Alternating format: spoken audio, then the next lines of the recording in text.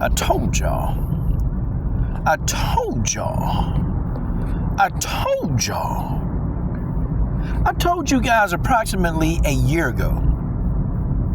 And I gave you a personality profile of what one Kayla Harrison would do after she suffered her first real defeat. I told y'all this. I said her and Ronda Rousey, they have the exact same personality. Now, before I get started with this video, I do want to give a shout out to Hype Job Harrison. I want to give a shout out to her, for all the work that she's doing with women who they've been assaulted at a young age, kids that have been sexually assaulted. I really want to give Kayla Harrison props for that, because there's not enough celebrities and athletes that's actually doing that kind of work. And Kayla Harrison does have a foundation for that. I know she was saying it on TV, what the link is and where it is. But, I respect Kayla Harrison, for the work that she's doing in that area. Now, that don't save her from me, roasting her to death, because that's what's about to happen. I told you guys a year ago that when Kayla Harrison lost, I said Kayla Harrison was going to get missing. And I said for about a year. And guys, many of you were on that video live stream when I explained how Kayla Harrison was going to get missing, how she'd get down. Okay? And I didn't disappoint y'all. Okay? This time, approximately a year ago, Kayla Harrison took an ass whooping from Larissa Pacheco. Okay? Larissa whooped her ass, and Kayla Harrison was missing off the face of the earth for a long time. In fact, moreover, okay, she wouldn't do interviews, okay? And really and truly, nobody could find her. Now, I heard that, she took some time off from the gym, like she just didn't go. Like Kayla Harrison was in a state of self-depression and misery. But I told y'all this. I told y'all. Folks, it just, her personality is very easy. Now, yes, I'm going to talk about the fight, okay? But see, this Kayla Harrison has this arrogant, self-absorbed, okay, this self-absorbed, arrogant personality, and really it only stems from her own insecurities. I told y'all back then, Kayla Harrison is a very insecure woman. She insecure, okay? You see, Kayla, all she had was judo. That's it. All Kayla Harrison had was judo. Because let's just be honest, okay? Wasn't nobody voting Kayla Harrison to be prom queen or homecoming queen? Okay, yeah, like Kayla Harrison was never going to fit in with the pretty girls. But she had judo. And judo didn't care what she looked like. Okay? Judo didn't have any requirements. All judo needed Kayla to do was just to actually get in there and work judo as hard as she could. That's it. Judo had nothing else. But Kayla, if you give me attention, I'll love you. That was judo to Kayla Harrison. Kayla Harrison didn't have to wear makeup to present herself to judo. Okay? Kayla Harrison didn't have to have the best body to present herself to judo. Judo took Kayla Harrison as she was. No strings attached. The only thing Kayla had to do was work. And that she did. Okay? Olympic gold medals later, Kayla Harrison is now in MMA. And I told y'all back then, I said Kayla was being fed a lot of these fighters that they don't have fight in them. And I said, whenever Kayla Harrison fights somebody with some fight in them, you're going to see the knockouts and the submission stop. And that's what happened in this case with Aspen Ladd. Aspen Ladd is tough. Aspen Ladd may not be as talented and as technical, but she's tough. And moreover, I said that this was not going to be a walkthrough breeze in the park for Kayla Harrison. This wasn't a walkthrough. Kayla Harrison, I felt like Kayla Harrison, she dominated the fight, but I felt like Aspen Ladd was giving her a lot of resistance. Like Kayla opponents in the past, she would just put them away. She couldn't do that to Aspen Ladd.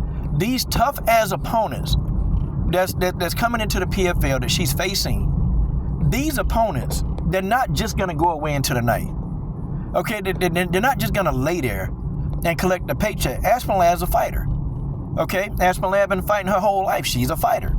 Okay, and I knew that this fight was going to go the distance. I knew it. People saying Kayla was going to finish Aspen Ladd in the first round, and I'm like, have y'all been watching, WMMA that long? I know I've been watching it for a long time, and no.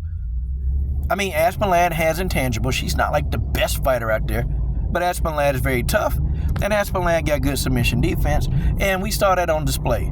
Okay, Kayla Harrison couldn't keep Aspen Ladd on the ground. Aspen Ladd kept getting up. Kayla Harrison, threw some jabs. She had a nice-looking jab. It was looking better. Still, though, she wasn't going to stand up there and trade. And I think with a fighter like Aspen Ladd, she could have stood up there and trade. And there was even one point in time in the fight where Aspen Ladd even took Kayla Harrison back for a second.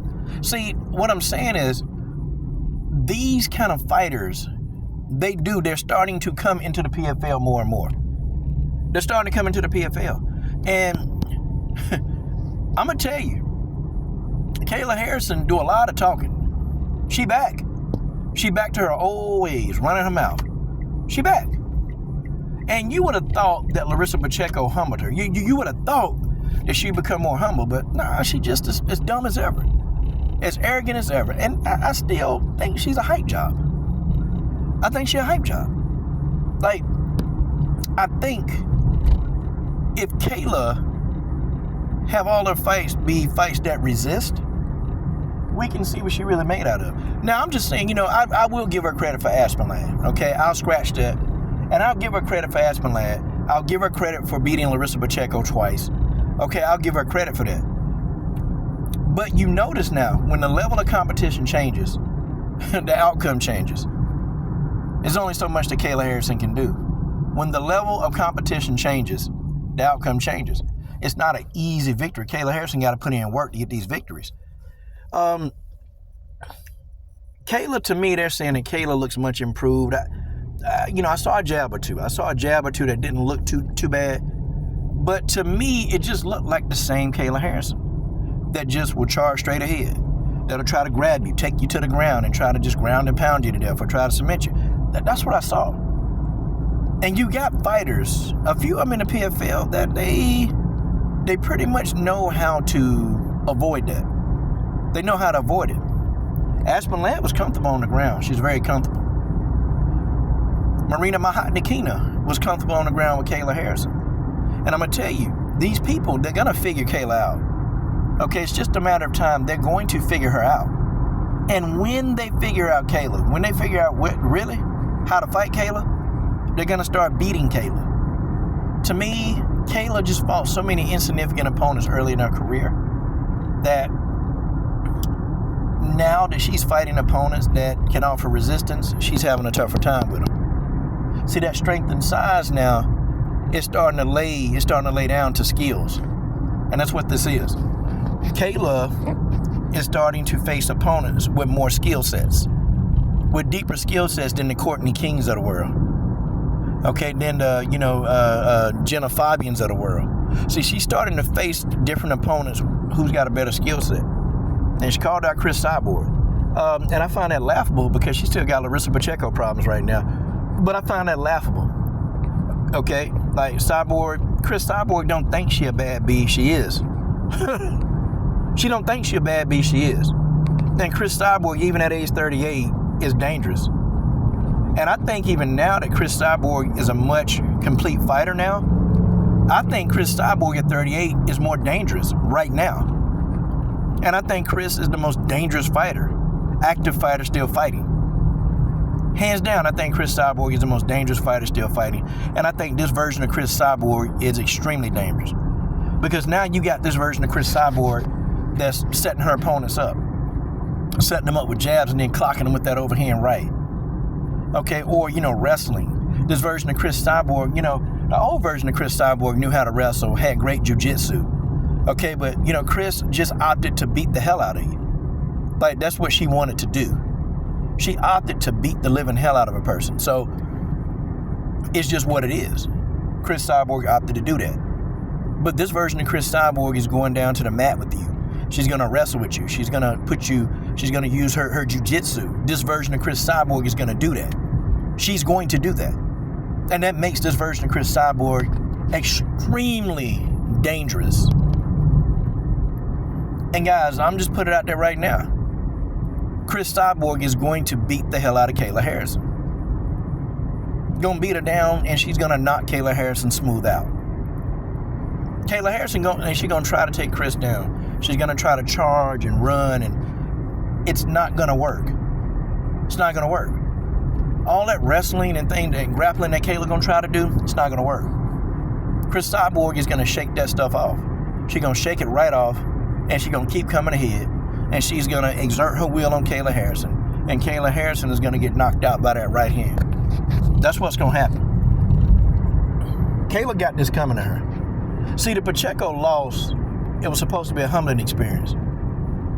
But when the Kayla knockout is going to be even more humbling. The Kayla knockout is going to be even more humbling. Chris Cyborg going to knock this girl out. Chris going to knock this girl out. And she's going to do it, but I think Chris is going to systematically beat this girl down. Okay?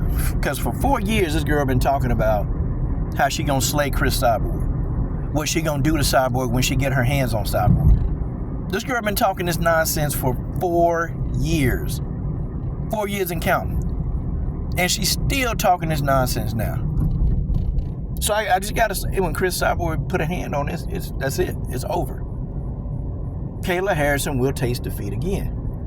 And moreover, she may even taste defeat again before she even get to Cyborg. Because you know they're going to feed her a couple more people. See, they just don't want to put her in there with Cyborg on the next fight. They don't want to do that. Okay? And I guarantee you they don't want to do it. Chris Cyborg been active. She been active. So I guarantee you they don't want to put this girl in there. But Chris been waiting. Just waiting for the right opportunity, the right amount of money. You know, it was kind of crazy when people saying that, you know, dummies, saying that Chris Cyborg was, you know, running from Kayla Harrison, which is totally false. Chris Cyborg is at the stage of her career.